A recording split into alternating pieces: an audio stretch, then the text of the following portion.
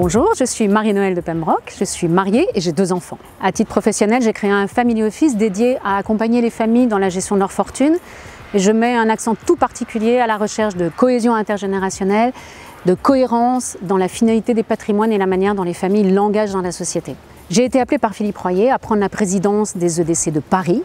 Alors les EDC de Paris, c'est plus de 400 entrepreneurs répartis en 45 équipes dont 5 sont encore en cours de création pour assurer une présence au cœur d'un Paris moins résidentiel et plus entrepreneurial. Alors que viennent chercher nos entrepreneurs ?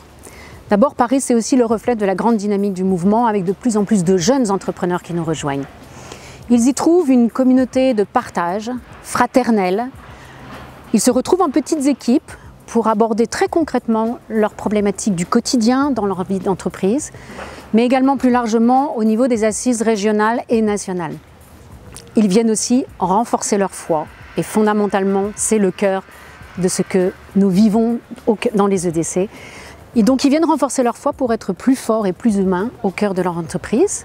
Ils y trouvent des clés de discernement par rapport à des décisions et pour être en unité profonde avec leurs convictions. Ils trouvent dans le mouvement une vraie nourriture, à la fois la convivialité fraternelle, mais également le travail autour de la pensée sociale chrétienne qui se décline de façon très concrète sur le terrain dans les domaines qui concernent nos entreprises. Donc je parle de management, mais je parle aussi du partage de la valeur ajoutée, de la manière dont on va intégrer les plus fragiles dans le monde de l'entreprise.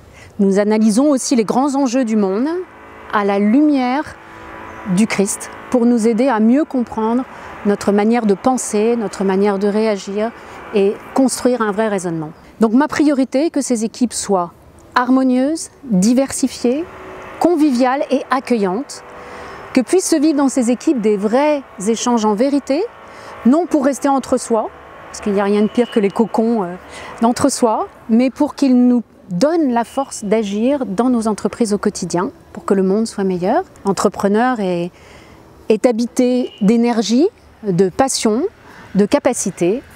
Eh bien, portons notre regard d'espérance qui humanise le monde et mettons notre créativité et notre foi en Dieu au service du bien commun et d'un monde respectueux de la dignité de l'homme.